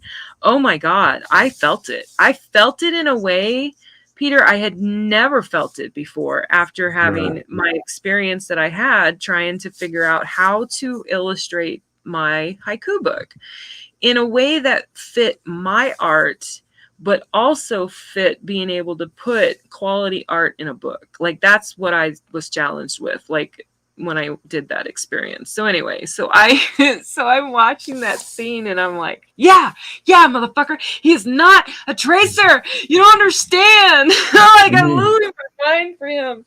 I would have beat the guy up too. I would have wanted to beat him up too. I was like, oh Lord. And you can take it directly for what it is, and he's talking specifically about comic book inkers, but that's a metaphor for any kind of creator, like a writer, right? Or an artist, or a painter, or somebody that does music, or it's like whatever. Like it's all the critics. That critic is all the critics, and that inker is all the artists, and that that situation arises all the time. Totally. Yeah. Oh my God, that's so true. And so so this is funny, because that's exactly where that's why it was so striking to watch it again after all this time, to watch it again after the experiences I've had. It was quite something. So I am. If you have an inkling to do something, then just do it. It's not, it's not about having the skill to do it. Obviously, everybody wants to do everything with the highest level of skill, but there's training involved, and training is just doing it over and over and over again. It's like, I'm not this good because I did this once before. No, that's insane. Well, yeah, like I had to I did two things, and it dispelled what I was going through when I was those challenges I was having. One, and it just so happened I started a piece that I wanted to recreate one of my paintings, because I wanted it in the book, but my painting it was a canvas painting. I don't have it on paper anywhere. So I decide I'm going to recreate it. I'm going to find it actually and show it to you. Well, not the painting, but this. So this is the recreated the recreated piece. And so it's a pregnant woman and a man, and they're literally being birthed out of a tree. True dat. I thought you were showing me some porn. Porn. No, not quite. No porn. Tree porn. Tree birth. It's a birth. It's a tree birth. So the original painting, it was on paper. Right. And most of what I did before I worked on canvas was all on paper. And so even though this is not in the haiku book, I started it. I started this piece you're looking at, this one, right, when I was working on the haiku book, because I was literally going crazy with this whole feeling less than, feeling like why have I been doing art at all? Like literally that challenged by this whole perspective of trying to do illustrating for a book. Right. And so so that's why. So I get out a piece of paper and I got out my charcoal, and charcoal was my first medium. It was the first real, medium, well, other than photography, but it was the first medium. And that's what I did. What you just described, I had to go back to some freedom to do whatever the heck my hands or my artist brain was thinking or wanting. Right. And everything just fell into place. And I got to remind myself what it was like to work on paper, what it was like to work with charcoals as opposed to paint. My hands had become I'm not even going to sugarcoat it. They had become lazy to some of the art stuff because I was a canvas painter. Because when you canvas paint, depending on your skill, what you do, like what I do, abstract realism, I'm not about perfection. There's nothing perfect about the lines and what I do. There's nothing perfect about it being perfect to something real. It's all this abstract stuff. So it gets it's very free. Super, super, super free way of painting, because I just paint to what I want. That is fine, but it doesn't work that great when you're trying to work within the constraints of trying to illustrate a piece that's supposed to convey a message of written word. That's a whole different thing. So that was what I went through.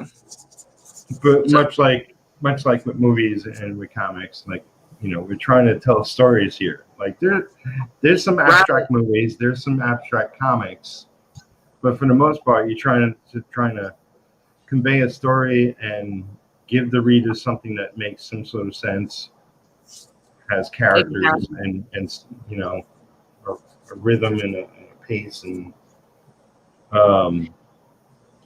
that's like skills you learn over time. Lots of people get it right the first time. Then the second and third time, it's impossible. Fourth or fifth time, it's like, oh, it's not impossible, but it kind of sucks. And you build up a sense of quality, of what you're shooting for, and you build up your skills, and you build up insight into what you're doing, and you add layers to your work, so things really happen by doing it over and over and over again. And anything you want to do, you can learn by just I want to do this, and make sure you love doing it, and you'll do it over and over again. Because in the end, everything becomes work, regardless of your level of love for it. So just make sure you're having fun while you're doing it. And that's why I do these streams too. It's like, get together with other artists that are working and I'm working, and we're talking about the art and the craft and the business, but we're also talking about idiotic things too, whatever gets us through the day. Right. Well, and I love what you said. Like, I have a friend, Just Joshing podcast he's probably gonna eventually find you, Peter, and he's probably gonna want you on a show. But cool. he says, when all else fails, have fun. Right. One of his quotes that I love. I'm like, and he's so right. He's like, yeah, when all else fails, try to have fun. Like, yeah. that's like this key to life that I could have used in my 20s. Yeah. Well, in our 20s, we're all idiots. We don't know anything. Oh my God, right? I did not have my children in my 20s. I will say that. I'm glad I waited. I didn't wait on purpose, but I'm glad I was not a mom in my 20s because I got to do my 20s the right way, which was to just, pretty much fuck it up and go run amok and create chaos and, that generally be a lunatic. That was fun. Yeah. But I got stuff out of my system in my 20s. I don't have to worry about being that person with a middle-age crisis that has to run amok and try to like fuck her life up right now because I did enough of that. I did enough of that in my youth. I did it in spades, man. Yeah, it's funny because like I think of my 20s and if I was doing anything more than anything else, is I was into computers and I was into video games. And today's reality is like video gamers are like a thing and serious business and serious playtime too. And like I'm sure if like I soar into the future in my 20s, I would be like, that's ridiculous. Like even though I was consumed by it myself. Yep. Right. Well, that's what my brother did. My brother, he's definitely was consumed by video games, and even now, even though he owns his own business and he eventually got out of like that whole world. I mean, he is a Twitch gamer. He will go on, even though he owns his own business and he's raised his family and all that just jazz, like all that normal run of the mill adulting stuff, right? He's still a gamer doing the gamer thing with his Twitch stream. Nice. Which is pretty cool. Yeah.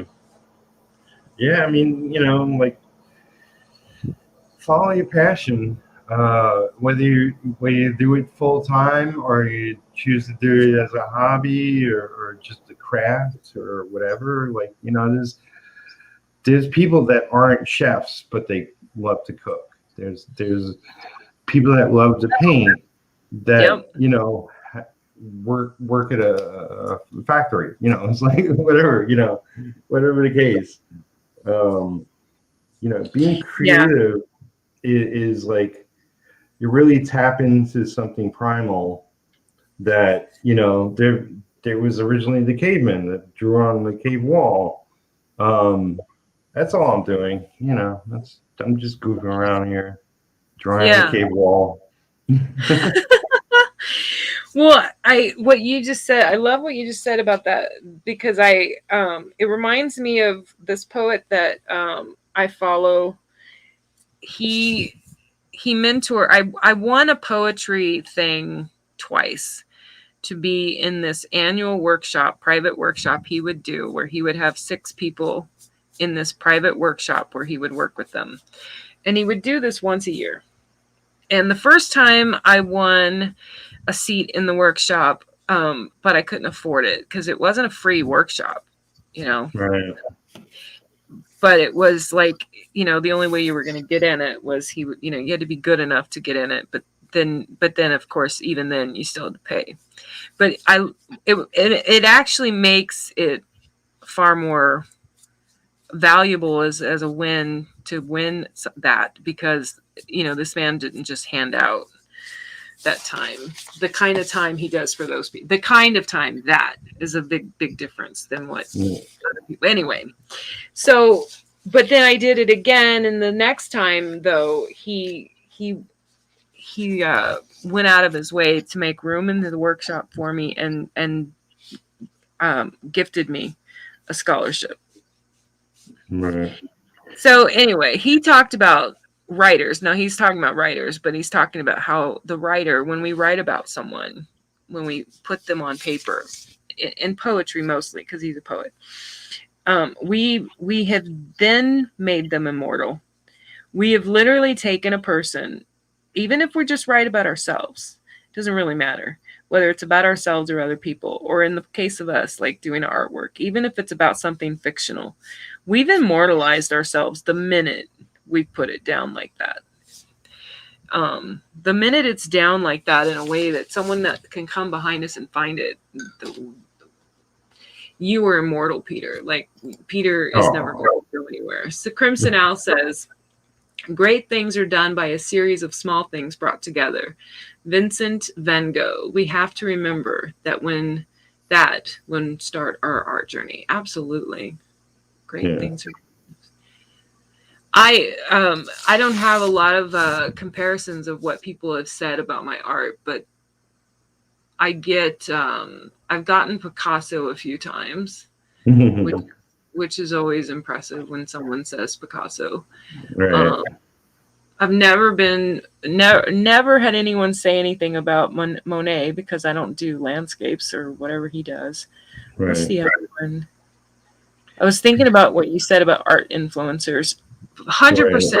100% of the time, if someone doesn't know who Gustav Klimt is, right, then they wouldn't know. But if someone does, I've had more than once, I've had someone say, maybe not the piece I have in front of me like this minute, but some of my paintings, you know, am I anywhere near even close to a Gustav? Fuck no, man. I don't know. I mean, I'd have to paint like every day for the rest of my life till the day that I ran out of breath to paint anything as close to being as good as a Gustav Klimt. I don't know how that man did what he did. It just blows my mind when I look at his stuff. But definitely one of the biggest influencers I ever, when it comes to how I do what I do on paper or on canvas, I immediately go to Gustav. He is my favorite.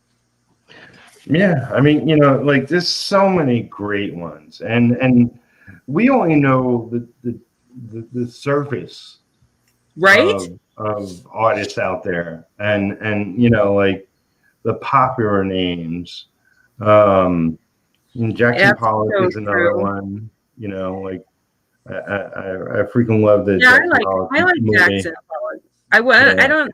I don't paint like him, but I love his paintings. Yeah. Yeah. Yeah, I mean, I could talk about all this stuff for days, but yeah, you know, we're at 2 hours on our. Yeah, I know. I gotta go soon, probably. I'm pretty done with this piece for the most part, and so I don't know. Anyway, finish your thought. But yeah, I mean, you know, it's art to me is always inspiring. So that is why now today I don't mind considering it my career. Like when I was younger, it was too precious to me. I kept it in a drawer, locked away. I think I told you a story like we have this in common. Yeah, my brother took a bunch of drawings I had in my room out of the drawer to show my other brother. And it was totally embarrassing, but it's like, I just, you know, like was a visual statement of like, you need to show this to people. You don't need to lock it up in the drawer. Yep. We had this, we have this in common, because I was the same way. Like, I wouldn't let anybody read anything. I wouldn't let anybody see anything. You know, I think I just celebrated 6 years of having created the business name Doris Jones Labors of Love, because up until then that did not exist. My art was in boxes, in drawers, in closets. That's where it was. It didn't exist out here for you guys. And I didn't I wouldn't even for me, I wouldn't take pictures of any of my stuff until it was done. And I was earlier this year, so I started following Christy Shen and spending my lunch hour. I'd put her on during my lunch hour, and I'd watch her digitally create her webtoon, Demon Bitch. And one day, just out of the blue, I grabbed a canvas and I started painting it during her show while she was, you know, like I wasn't on the show. I'm just sitting there watching her, but I'm Right. painting. And so I start this painting. And at the end of the hour, I took a picture of it and sent it to her. And so, other than maybe my kids, the ex husband, or maybe past lovers, Christy Shin was like the first person to see a piece of mine that wasn't done yet. Like in terms of this world, like in terms of the public world of the, now I wouldn't go so far as call her a stranger at the time, because we had known each other for probably a good couple weeks by then. But she was the first, you know what I'm saying? Like the first real public person in some public, I mean, granted, it wasn't a private message, but still, it was the first time I had ever done that. Right. Ever. And shortly thereafter, on Mother's Day, I went live and painted. I worked on that piece, that same painting. I worked on it live. And then I started going live. And now, I mean, Peter, there's so many hours of me painting, sketching, art, doing whatever I've been doing since Mother's Day, between Mother's Day and now. Yeah. That did not exist before. That would, That's awesome. if you had told me last year that I was going to do that was going to happen, that I was going to show my work that vulnerably, publicly, I would have said, "What are you smoking?" Right. I would have wanted to know just how high you were, but it's like here. But yeah, it's funny. Back in the day, when computers were just emerging, and I remember like blogs were a thing, and early on with YouTube, like you see kids coming on YouTube and talking about their challenges in life, and everything with the younger generation like seems more extreme in the moment, and but it was them coming out of their shells, expressing themselves, talking about themselves and their problems and their friends and things they're going through, life, death situations sometimes. And like it's amazing what's out there, what you can connect with. And like our method is to express ourselves through our art, through our story, and we're just expressing ourselves. Like our cells are in the lines, our cells are in the colors, our cells are in the shapes that we put forth out into the world. And you're right, like we're leaving a legacy for future generations. You don't know like what random person somewhere hundreds of years from now, stuck on an island somewhere, will come across a comic book called Retro, and it might change his life. Yep. I totally agree. I have a mentor here, God, I've known her for probably like 10 years, and she's quite significantly older than me. And her mom or her aunt, maybe, I can't remember which, and it doesn't really matter, but they had written a song way back in the day, and it was made famous by someone modern or someone like with and I can't remember the name of it. She's told me, but it was one of those things where someone had came across the lyrics, and they, it was never famous when that person who wrote it was around. That person's been long dead. But it's like, yeah, I'm like, that's pretty cool. It reminds me of like what you were saying about that interview where you asked Stephen King that question. Right. Even that has immortalized you in that way, where someone can come find that however long. I mean, is it going to change their life? Kind of life-changing thing? Not necessarily, but it is a legacy in all these different endeavors of what we do and how we do it. Yeah, it's our way of connecting with the world. Mm-hmm. You know, Yep. and sometimes that's one-on-one, like here, and sometimes it's just, you know, by our work drifting into their lives one way or another. Yeah. Yeah. So I just want to touch people in a good way. In a way that's not creepy. No, I'm just kidding. And if you do want to touch them in a creepy way, it's, you know, just ask permission first. Yeah. But at that point, it's probably not creepy. It's just, you know, open season. I'm just kidding. So yeah, so we, you know, whenever you're ready, done. Yeah, this has been fantastic. You know, I had you and various other people on my channel not too long ago, the other day, and that was a lot of fun. And you asked me onto your show, and this was definitely a lot of fun. I got a little work done, and got to talk with you and learn a little bit more about you, and hopefully people checking us out live and later when they watch it, the replay. Yeah, I hope they get something good out of it, and you know, even if it's only that they're working on their project while listening to us ramble on about it, all this stuff. You know, it's all good. It's all good. I will say, you know, I could be found anywhere under Peter Palmiotti across the internet, but specifically, I want to trying to grow my YouTube more than anything else, and so, you know, Peter Palmiotti on YouTube, and I've got over I think it's close to 650 videos there. Nice. Some I uploaded and edited and all that.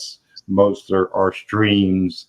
I'm not a YouTube professional, but you know, I'm out here to have fun and interact with others and work on my projects and all that. So yeah, and for those of you that are watching that are still here, we do have people that are watching.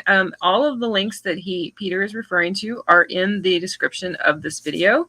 And yes, Peter has tons of videos, like even videos of him. Like, so if you're really curious about the man behind the hands, the hands on the screen, you can actually see who Peter really is. Like, you can actually see Peter on screen, and he's not bad to look at. So go check out his videos, and you know your art is great, but yeah, I'm kidding. But you're more greater. That's what you're gonna say. I know. I was gonna say what?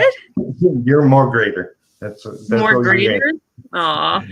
Well, I think you know, art does and can speak for itself. But I have learned from this experience of letting people get to know me, coming live, similar to, you know, just even if I'm just doing it for my own posterity, really, my own reasons of posterity.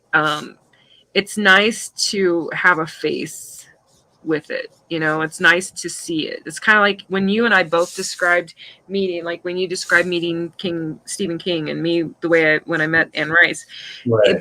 It puts this human face to this person in a way that that I think a lot of us need. And that's why I share with anyone watching that, yes, you can go see and meet Peter. I mean, of course, you could probably meet him like this way, but some of his videos do have him.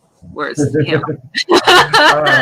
He's actually in the screen. Yeah, I say this, like, because I grew up in an era where I didn't know what most of the people I read or art I followed, like what they looked like or even were as people, and I sort of hate the new reality that we want to cancel everybody and stomp on everybody, and like, you know, like everybody's personal lives are out there in the universe now, and it's like, it seems to me it's always about the art first. Like, yes, I want to get to know the people, and there are plenty of people out there that I care about and all that, But yeah, it's more about like, you know, I'm out here, and yes, I'm a person and I have a face and all that, but I want you to pick up my book. You know, it's like I Right? want you to enjoy my work. This is true. And you know, for me to have a career, that's what I need to happen. So, You. you know, if you want to date me, then give me a call. But you know, if you want to make me really happy, then you know, commission me or pick up my comics, follow me on the internet. I do have an art rep, Phil Russert. If you want me to ink your comic or do any work, you need to contact him, or you can contact me and I'll send you to him. You know, I'm extremely busy, too busy. I got too many things going on, but I'm trying to clean off some work this year. Fingers crossed, I'll have a bunch of books out.